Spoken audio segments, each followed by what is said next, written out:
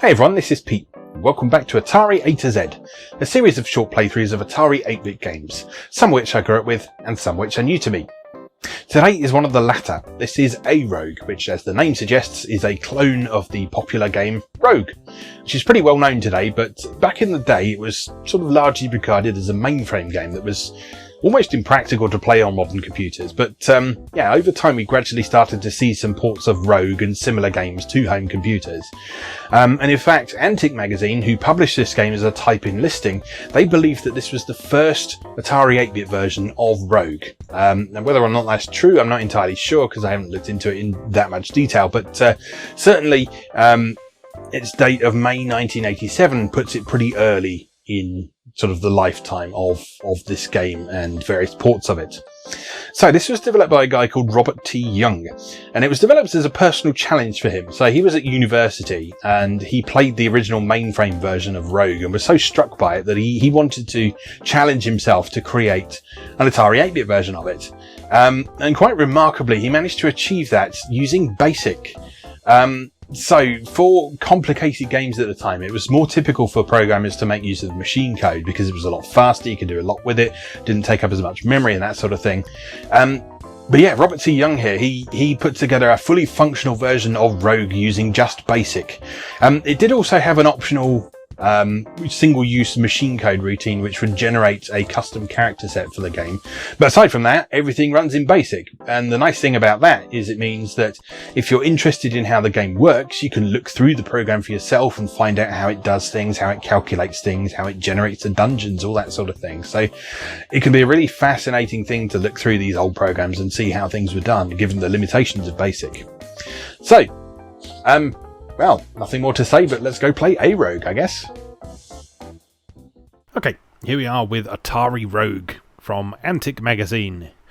Yeah, so this is kind of cool to me because this was pretty much entirely written in BASIC. The only machine code routine... excuse me. Drinking Pepsi. Yeah, the only machine code routine in this was actually just to generate the custom character set, which in fact was not something you really needed to do in machine code, but because this game had such a substantial redefined character set, rather than forcing the player through a lengthy wait every time you ran the program, what they did was they redefined the character set, saved it as a file on a floppy disk, and then loaded it in at the start of the game, which means that the whole thing runs a lot more quickly, it looks a lot more sort of professional and things like that. So yeah, this is really cool. Okay, so your name, my name is Pete. Load a game? No, because I don't have one. And then this is the one part where its basic heritage is showing a bit, because you have to wait for quite a long time for it to generate the levels. So if this game had been written in machine code, this would be much more quick about it. But BASIC on the Atari is not a terribly efficient programming language. It takes up a lot of memory, it's quite slow to do things.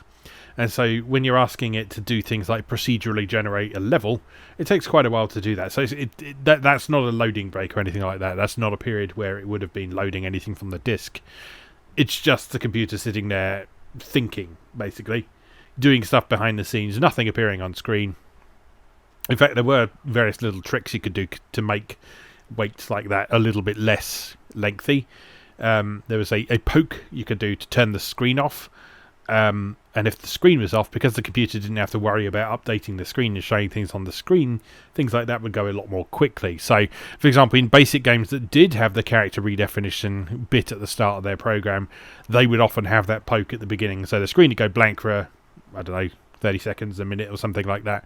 And when it came back, you'd have the redefined character set. So I've actually never seen a basic program take the approach that this one does with the redefined character set as a completely separate file, but it's makes a lot of sense.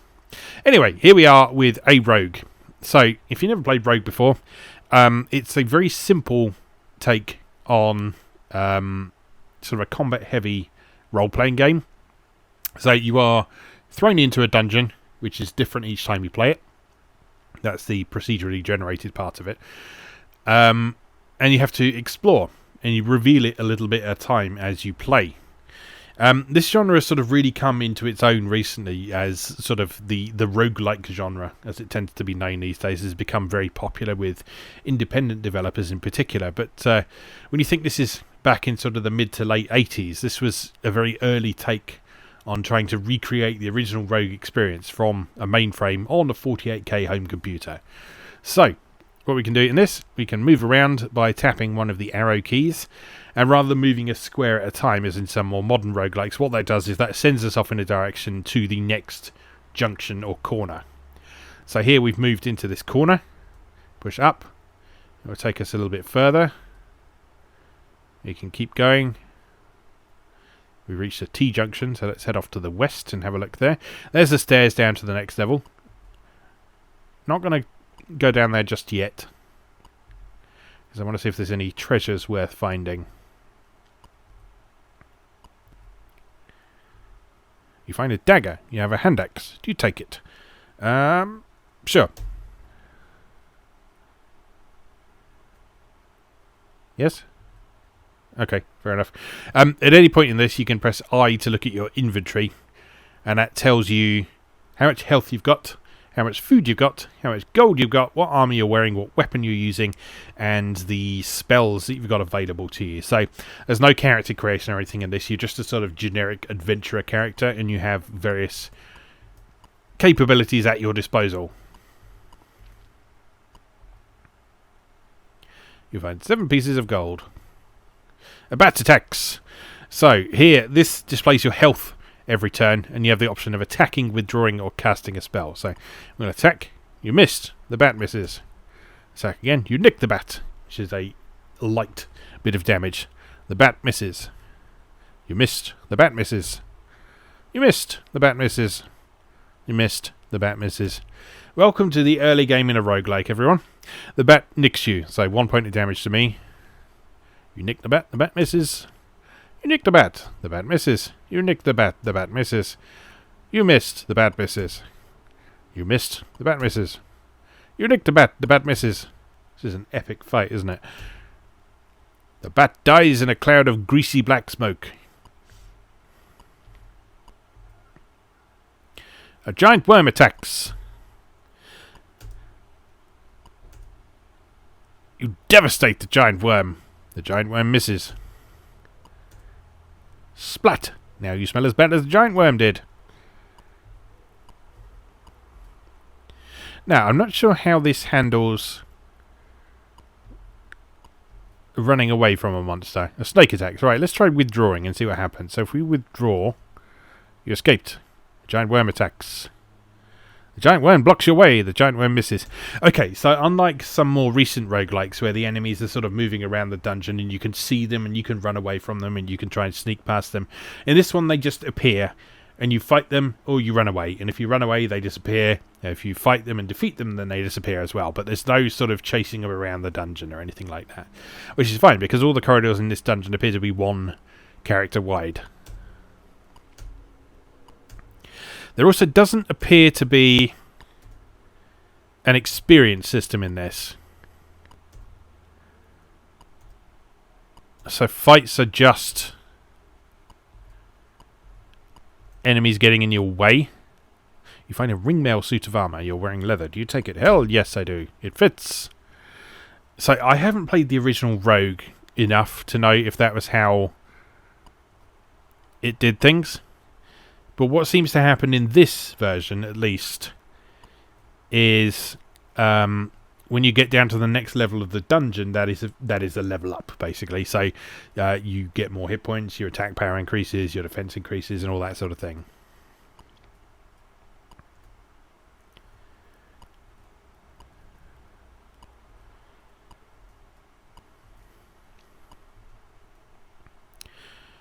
And that's about it, basically. So, I mean, that's how this works. I mean, roguelikes are often sort of believed to be fairly complex games these days because they often are very complex games these days. If you look at something like Angband or NetHack or something like that, one of the sort of well-regarded roguelikes that has been developed over the course of the last 20 years or whatever, then yes, they are quite complicated.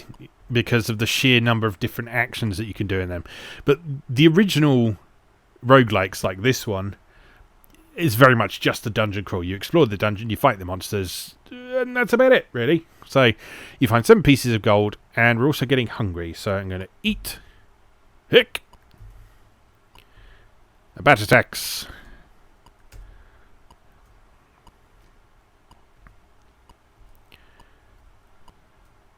So you can see there's not a ton of strategy or anything to the combat. But again, that was not something that was added to roguelikes, or whatever you want to call them, until a bit later.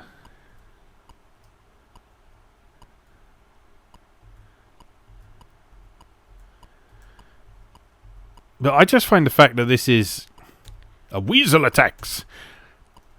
I just find the fact that a convincing recreation of Rogue is running in BASIC on a 48K Atari 8-bit.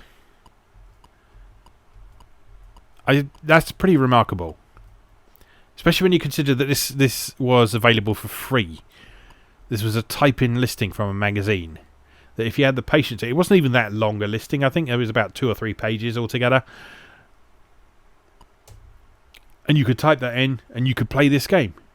You could stick it on a disc, you can play it whenever you want. It's got a save feature, so you can play it over the long term.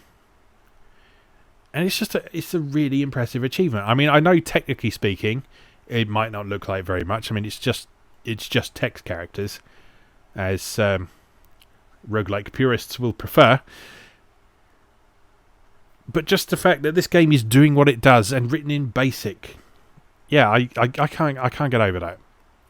I can't get over that. That's a really cool thing. Alright, we're down to our second level. So if we look at our inventory now, you'll notice that I now have a maximum hit points of 18 instead of 15. So it does appear that as you progress through the dungeon, you just naturally get stronger. So it's not a case of you have to kill as many things as possible to get stronger. You just have to progress through the dungeon as far as you can. We're rolling in money at the minute. A little bit concerned about our food supplies at the minute.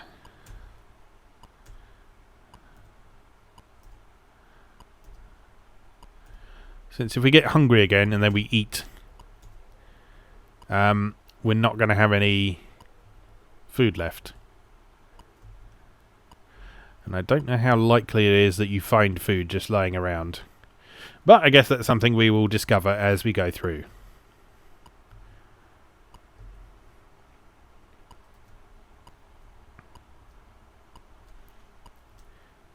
It's interesting to me that this sort of subgenre has been around for as long as it has. Because I only really became aware of roguelikes in, I don't know, I guess it must have been about 10 years ago, perhaps.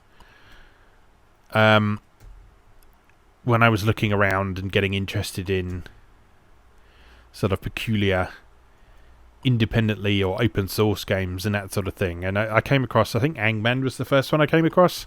I spent a lot of time playing Angman. I had a real Angman problem for a while.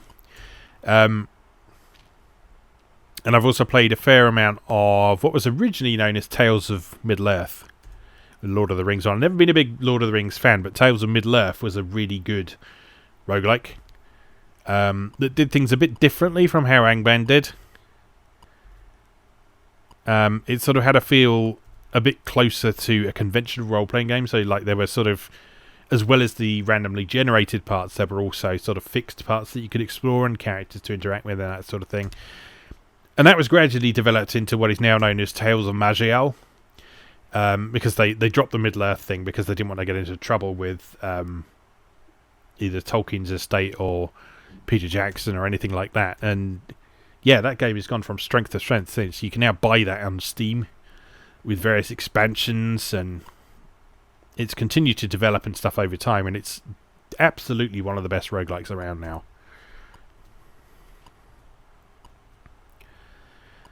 Certainly a far cry from the simplicity of this, but there's a certain pleasing elegance to how straightforward this is. This is a simple and honest game. It knows what it's doing. It's just providing you with some dungeons to explore. And if you want something more complicated, may I remind you, this was written in BASIC and was a type-in listing from a magazine. Oh, went down to 5 hit points. That's not good. Cast. Heal. Your health returns. The Sturge misses. Right, so that's how spells work. How do we get more spells then? Do we find them? Guess we find scrolls or something. Oh, bloody Sturge again. Well, that one died quickly. Alright, down the stairs. Time for another wait. Let's see what our hit points are when we have done that. We'll see if you can hear any yelling outside. The next door's children seem to have taken to just shouting randomly just lately. It's the summer at the time of recording. The summer, it seems, is the time for children to be heard and not seen.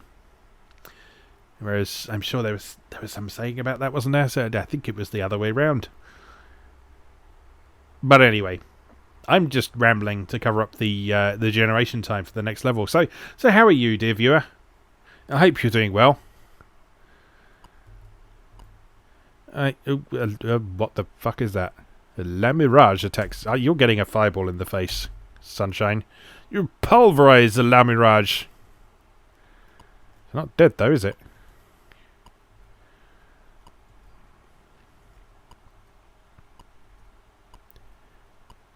Die, please. Please. There we go. Right, let's rest a few times. So resting in this just takes a turn, and that restores your hit points by 1 each time you press, I think. But you do have to manually hit the inventory button again to see what your current hit points are, because there isn't a constantly updated status bar in this. Again, presumably to sort of keep the speed up. Because basic. Running in basic.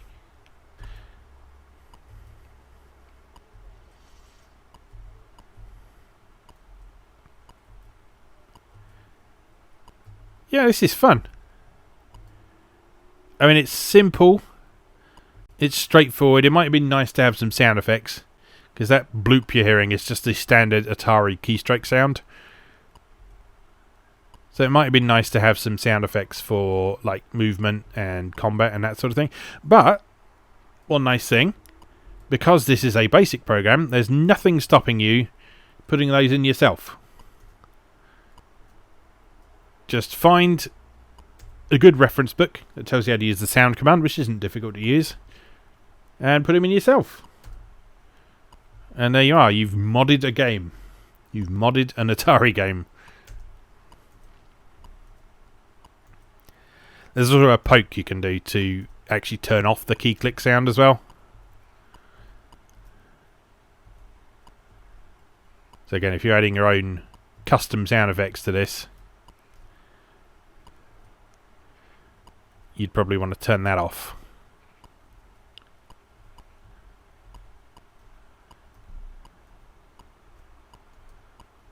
Die, La Mirage.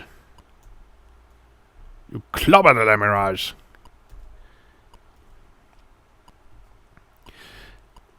So you'll notice one thing about this is fairly common to certain breeds of roguelike these days, which is that it doesn't give you all of the information you might need. So you'll notice that it's never giving us damage numbers.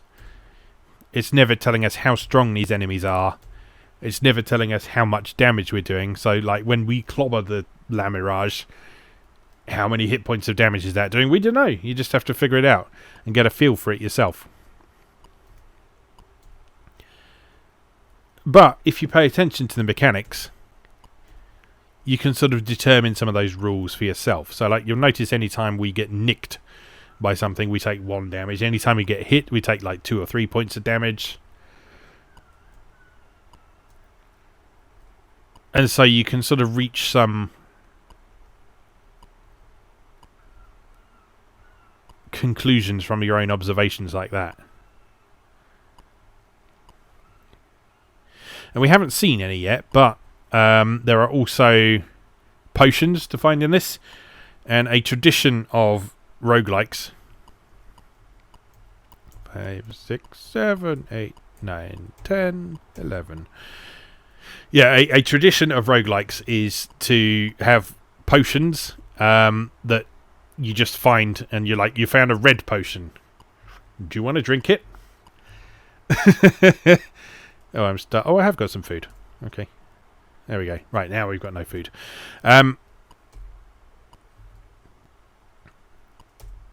Yeah, so you find just a coloured potion. You have no idea what it does. So, some roguelikes do provide you with some sort of identify spell, like an identify scroll or something like that.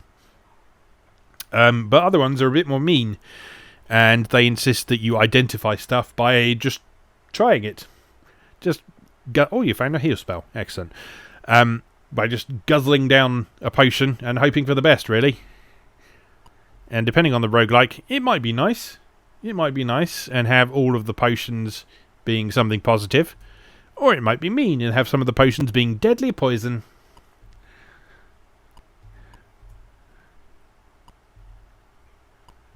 So you have that to look forward to. And in fact, that sort of thing is not exclusive to roguelikes by any means. There's a role-playing game on the Atari 8-bit that I'm very fond of. A Gru attacks! We are being attacked by a Gru. Oh my god. Yeah, there's a role-playing game on the Atari 8-bit that I'm very, very fond of called Alternate Reality, The City. There's also Alternate Reality, The Dungeon. And although that has a fixed layout and a fixed solution to all its various puzzles. 1, 2, 3, 4, 5, 6, 7. Oh no.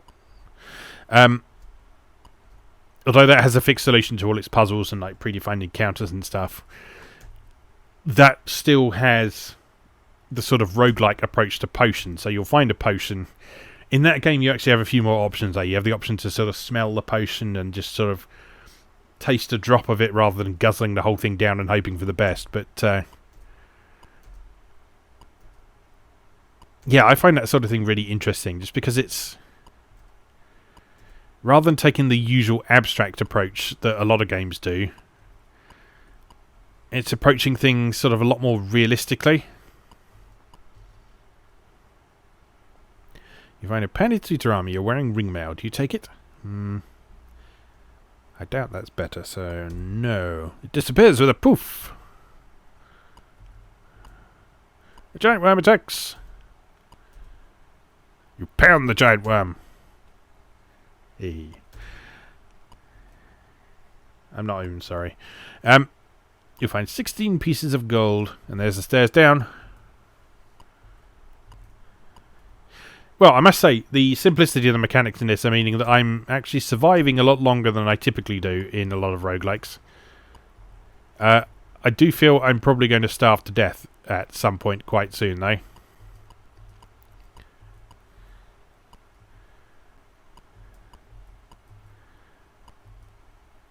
But, well, let's just keep going until... Oh, you find a ration of food. That was lucky, wasn't it? So that answers my question about how you get more food. You just find it, and you just have to hope that you do. So that's the other thing about roguelikes. They're not necessarily fair.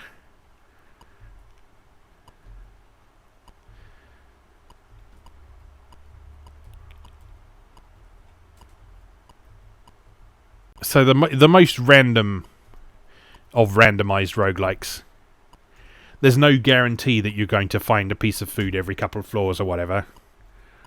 Some of them will incorporate some sort of mechanic that prevents you from dying from something that's not your fault.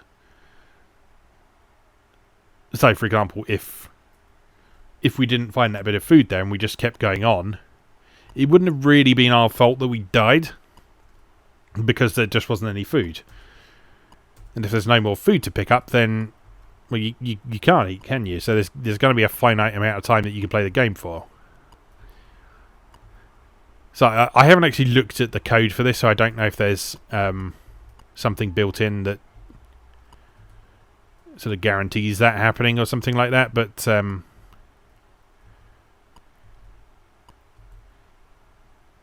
yeah, depending on who you talk to, some people are kind of in favour of that completely randomised element. Just because it makes for interesting war stories. You're like, oh, I remember that time when I was delving through the dungeon, I had no food. I was just having to creep along the walls. Desperate for nutrition. Whereas other people like their games to have a certain amount of fairness to them, which is perfectly understandable, really. You find a green potion, do you drink it? Okay, so here's a potion. I'm going to drink it. Your endurance has increased. Well, that was fortunate.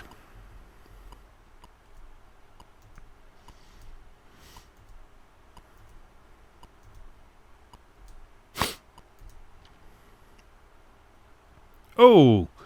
A Lamirage clobbers you. We're down to 7 hit points. Let's cast that heal spell. Your health returns. Back to 30 hit points. That was a close one. So, clobber is a lot of damage then. A yellow mold attacks.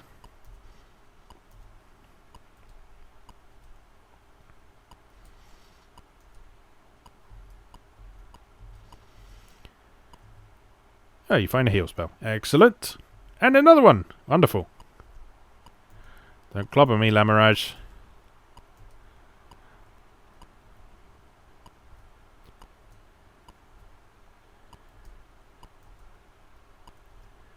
See, the thing I really like about roguelikes, and this is very much an acquired taste sort of thing, is that they're abstract enough that you... Ooh, fuck. You really have to use your imagination. So, like, I don't know what the hell Lamirage is. Hello, Patty. We have a guest. Patty is not a Lamirage. We're not entirely convinced she's a normal cat either, but... yeah, I don't think she's a Lamirage. She certainly hasn't clobbered me recently. She's clawed me a bit, but no clobbering going on. Moving on to level 6. Not sure how many levels there are in this. I think the original Rogue had 10, possibly. But yeah, we're certainly making pretty decent progress. And gold, if I remember rightly, is pretty much useless. So it's just a means of having a score. You can sort of quantify your performance when your run comes to an end. I drank the blue potion and the Lamirage attacked. Were those two things connected? I don't know. I guess so. Gru attacks. But yeah, the imaginative aspect of this is something that really appeals to me. I mean, that's probably the writer in me talking, but I've always enjoyed games that allow me to indulge my imagination a bit.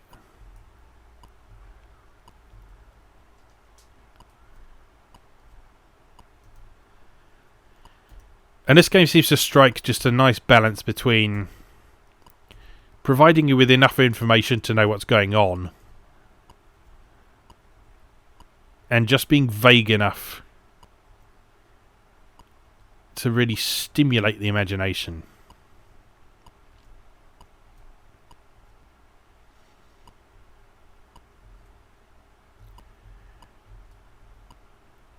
Uh-oh. Heal.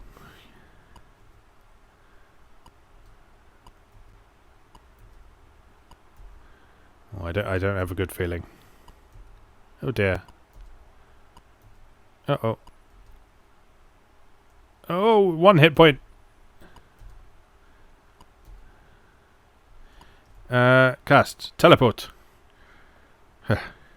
Right. Got 2 hit points. Let's rest a bit.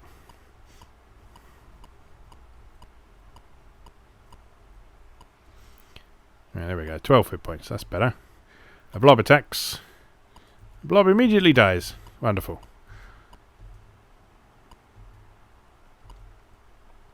Gru. I don't think I want to fight a Gru. You escaped. Wonderful. 36 pieces of gold. There's the stairs.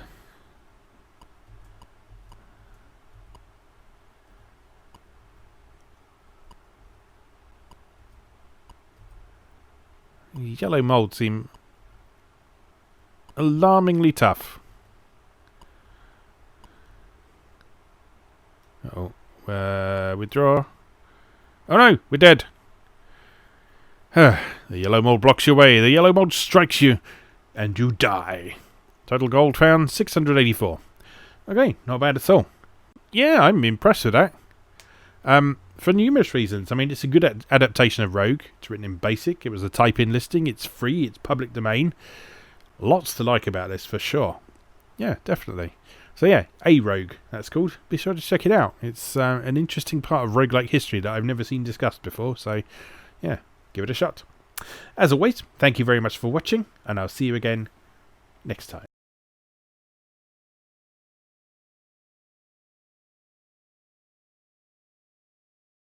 Thanks for watching.